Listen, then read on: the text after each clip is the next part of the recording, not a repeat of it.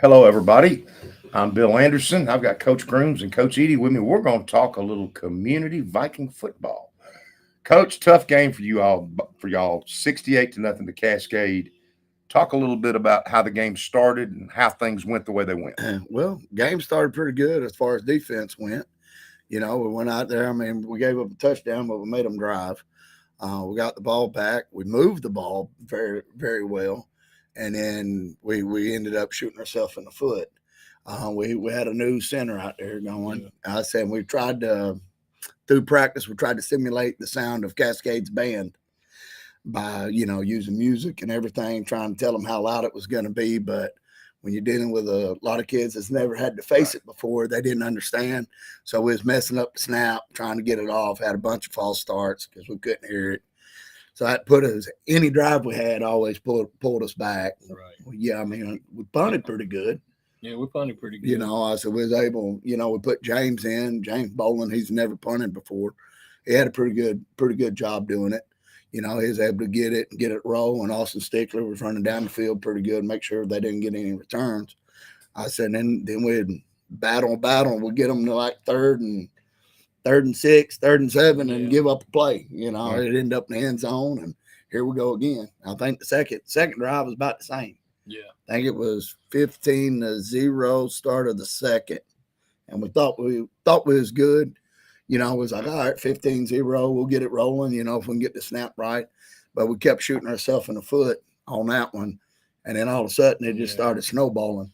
Well, talk to us a little bit about some of the kids that played well in this game and played well for you. Oh, well, Reed Wallace, he was player of the week. And, he was playing DN, and he's playing right guard. He was all on it. Our new center, Joey Johnson, minus the getting the snap off, when you look back graded film, he was fine. He was holding contained. He was giving up some size, against that big 75. And, it's like two times the size, but hey, he held his own. He had good footwork, Coach Edie's been working with him, so he's got them ready. Well, looking back here, too, offensively, not able to score this week, but you got close a couple times. Y'all did move the football, right? Yes, sir. We moved the football. We just kept getting behind the sticks. Bonehead mistakes. Had a couple false starts. Yeah. But and anytime you're down and distance gets there, it takes you out of the whole game plan. It's second 20, second 15. Yes, sir. And then you start just trying to take a shot here and there, trying to force an issue, How was the gate? Did you have a good crowd? Oh, yes, sir. It was a good crowd. Yeah. They was all respectable. It was packed. It was a good place to be. And usually the Battle of Bedford, you're going to get everybody to come out in both of the communities for sure. Now, this week, it looks like we got the week off. Hadn't played a region game yet, so technically, Coach, y'all are 0-0. Yes, sir. The region's coming up here pretty soon. Your next game's against Cannon County, who lost to Forest 21-10. That is a non-region game, though, correct? Yes, sir. And you're going to go on the road to Cannon. Then Grundy County starts your region. Yes, sir. Right.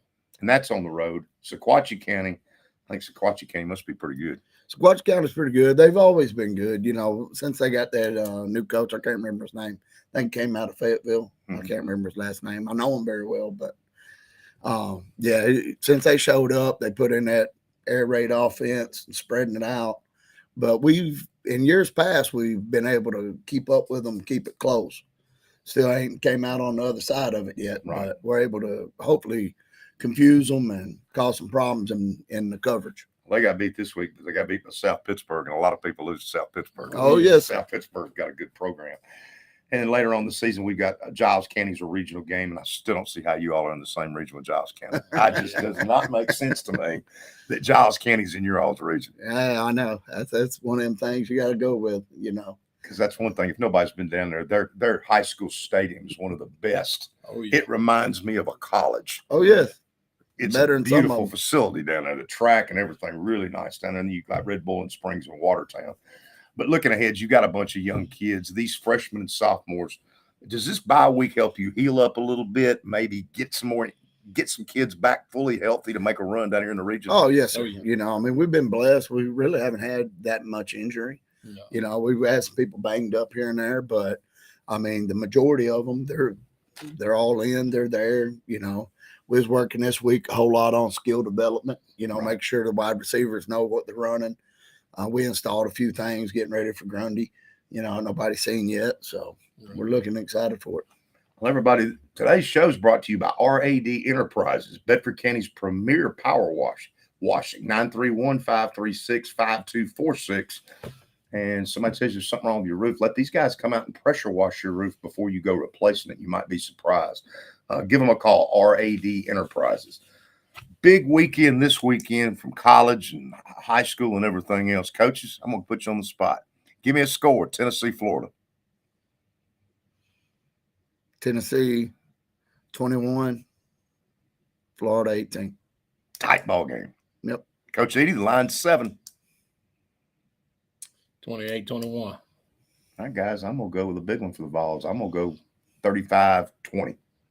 But it's a big weekend. MTSU's got their first home game, and you guys have a bye week. Now, is this a chance for you all to go and scout somebody on Friday night, or do you just go to the best game? How does that work? Well, Thursday we got lucky. Grundy County's playing at PCA over in Murfreesboro, so we'll be able to sneak in and catch a little bit of that game and watch LeBron Ferguson over at PCA and see how they're looking.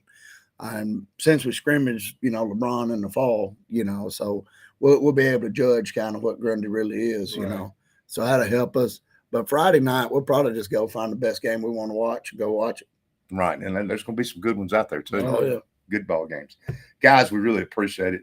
Join us next week, and we'll be back here to talk about the big game with Cannon County on the road, as the Community Vikings will be on the road next week. Coach Grooms, Coach Edie, thank you guys for coming and sitting with us, and we really do appreciate you. Yeah, we appreciate it. We'll see you guys next week.